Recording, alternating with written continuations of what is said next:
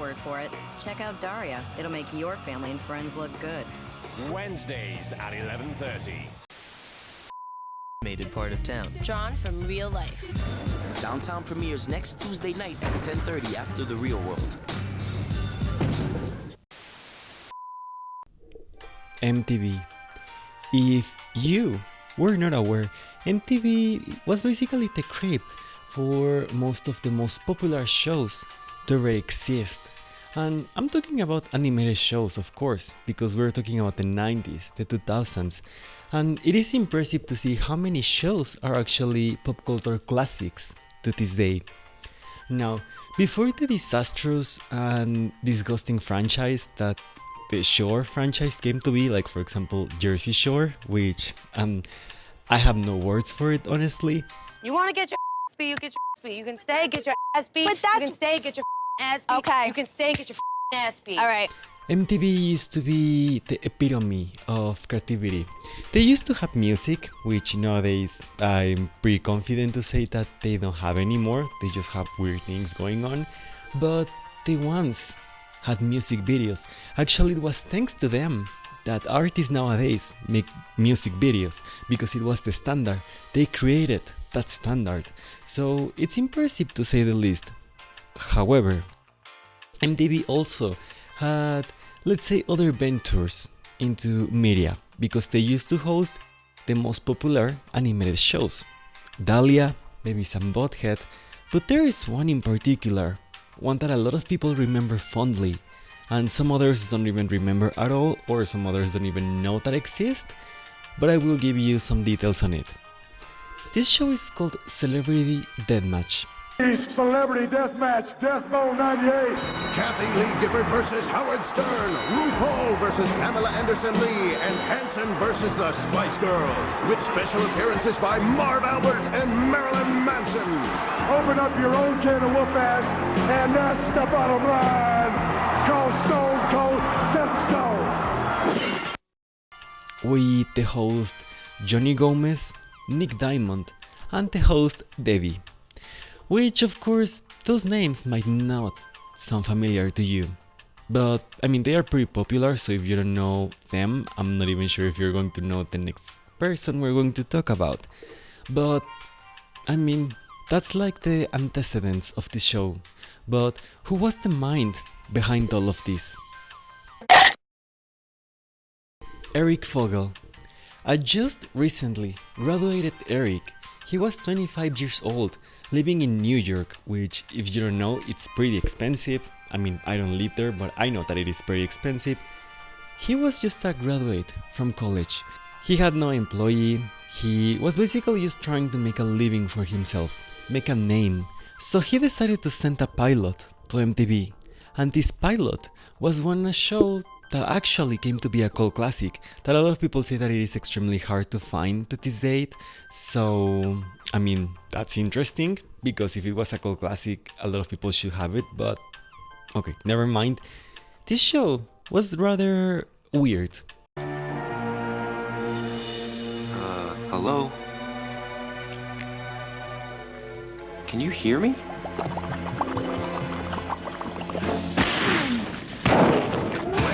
Take me to your leader. You don't know how long I've been waiting to say that. Eric Fogel ideas are honestly weird, and let me tell you what this show is about. This show is basically a dude with a giant head where a demon comes out of, and they try to stop an alien invasion. So yeah, that show again sounds weird, sounds interesting, sounds sort of... It honestly looks like something that Mid-Canyon would draw, but I mean, that's it. So the show was called The Head. Now, it ran for 2 seasons, and then it was later cancelled for no apparent reason. I mean, shows are being cancelled all the time, that's nothing new. What was sort of a dire situation is that Eric was around 27 at the time, and he still needed income, but he got a brilliant idea. On those times, it existed a show that was called Monday Night Wars, which was basically fights between the WWE and another fight network, which I'm not pretty sure, so I'm not even going to try to say it, but I mean, they had the show, so he got an idea. What if he implemented that, but with celebrities? Now, we all know that celebrities wouldn't beat each other, that's pretty apparent. However, what if we decided to make them clay people instead? It's ready for him.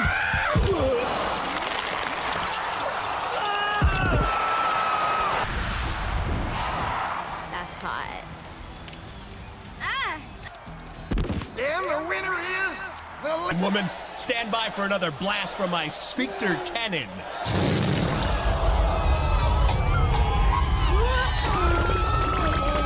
Suffered by Pamela Lee. Make a wish. Oh, my makeup! Oh! This, and now it's... Oh my god! The idea was so outlandish, but so surprisingly well executed that it came to be the cult classic that everybody, well, I mean not everybody because a lot of people don't know that the show even exists, but that a lot of people used to love. So the fights were honestly another level of creativity. We had fights that came either by coincidence, for example Mariah Carey versus Jimmy Carey, and some other fights like Madonna versus Michael Jackson, and Shakespeare versus Busta Rhymes, so it was honestly all over the place and we all loved it. The fights either came by coincidence or by fights in the tabloids, because you know that celebrities, being rich people and famous people, are always bored, so they are always fighting each other, I guess. So yeah. It ran for 93 episodes and the last official episode was Rockstar Mageddon, with the later gone Jimi Hendrix. It went from 1999 to 2002, and then, well, silence. It was honestly impressive to see a franchise so popular just disappear. It was gone. It had a movie that was announced that never came to be. It had a video game, which it actually came out, and if I remember correctly, because I mean I played that thing when I was like, what, 10 to 12 years old if I'm not mistaken, it was pretty decent, so props on it.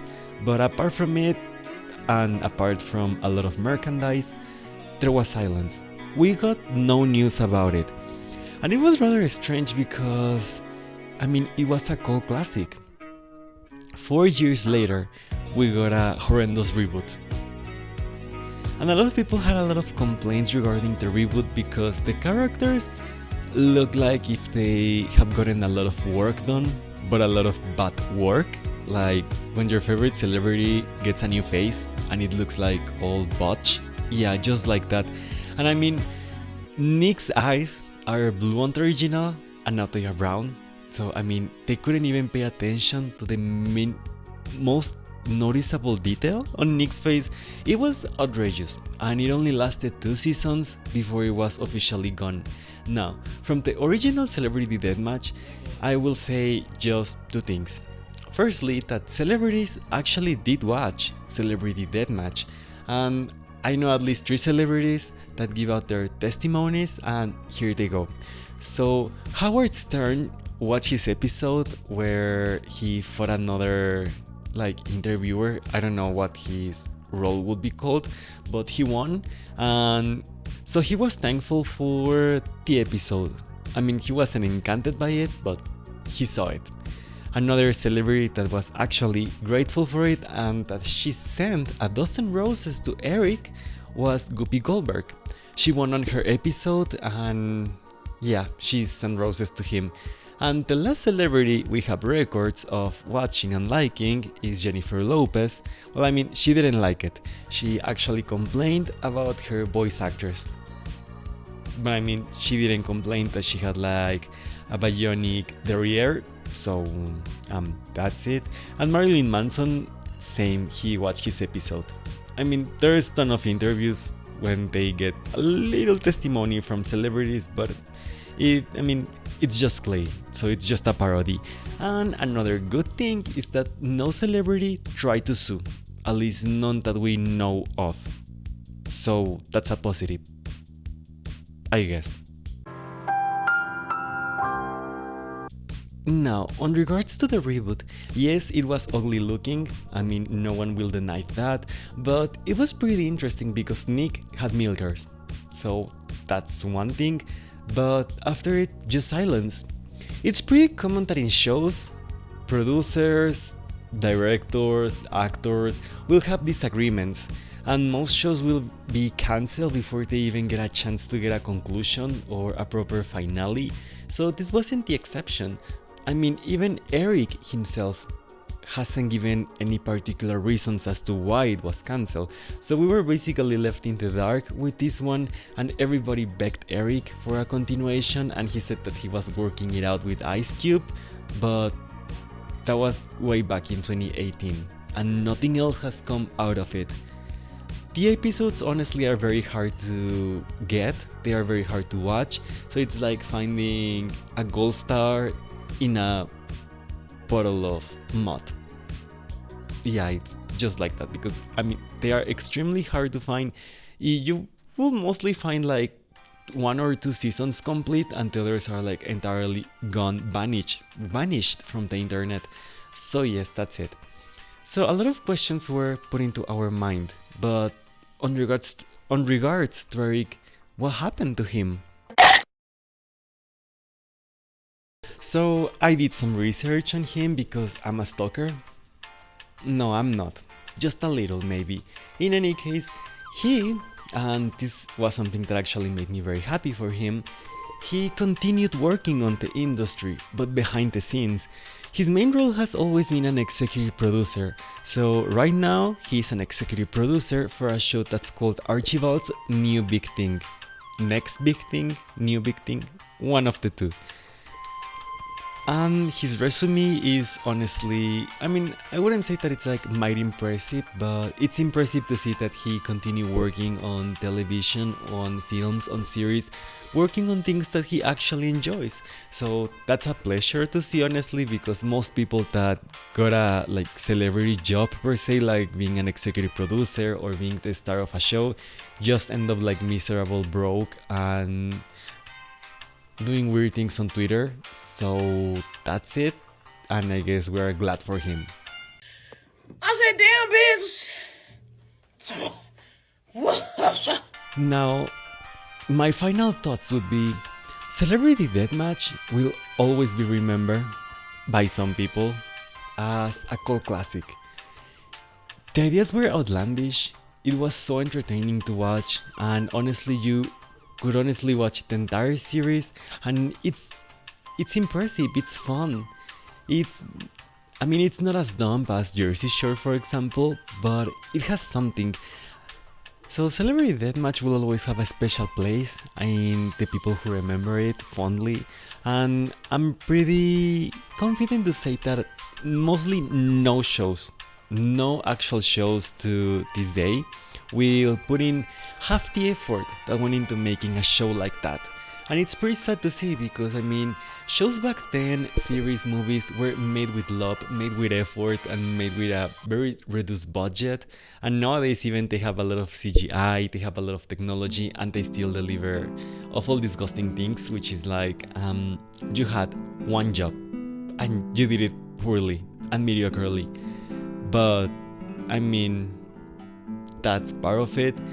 The other part of it is some questions that we had on regards to the future of Celebrity Deathmatch. Will we ever get to have a prequel? Will we ever get to see our new idols fight our new idols? Or will this show just be forgotten with time, just as another past cult classic of another generation that is destined to fade away into nothing? Time will tell. And honestly, a remake or reboot at this point is not that crazy of an idea, because on this era, everybody and their grandma are getting remakes, so it wouldn't be so far-fetched to believe that a remake is a possibility, or a reboot. Not even with involvement of Eric, because I mean, they don't need his permission, because it's an intellectual property of MTV, so that's pretty sad. But at the same time, that's sort of a positive, because they can do it with another producer. In any case, we have more questions than answers. We may never get a definite answer. Time will give us the answers that we need with this one. And well, that's mostly it. Before finalizing this video, I would like to tell you that this was the band. Yes, I'm the band. And it was so nice giving you a brief explanation. And if you like this video, you can subscribe.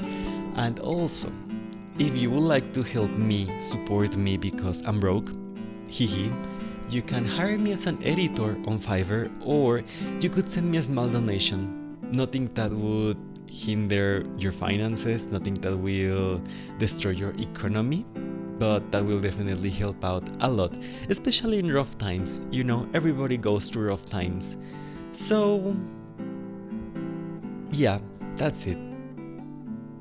Well, most times I end my videos in a high note, but this particular video will be ended on... Say good fight, good night.